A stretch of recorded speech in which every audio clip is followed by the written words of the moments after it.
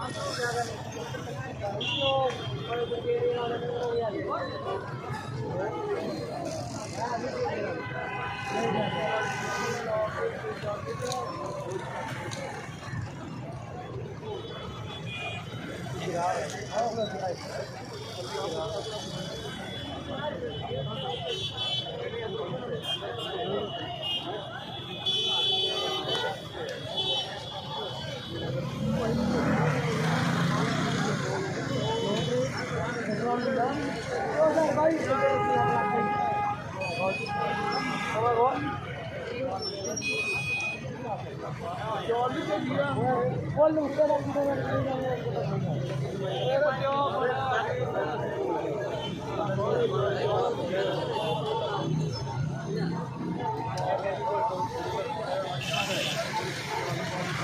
دفعہ پھر میں یہاں پر میں اندر جانے کی کوشش کی، لیکن اندر بہت ہی خطرناک ڈیڈلی سچویشن ہے.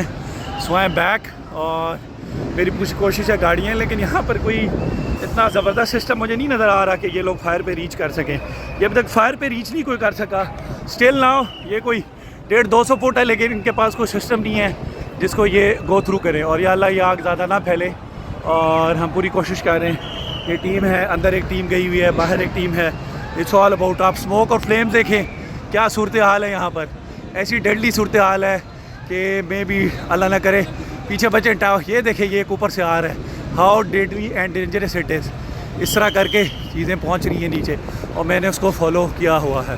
اور آپ دیکھیں چند پر فائر از. معاف کری تو مولا، معاف کری، معاف کری تو مولا، معاف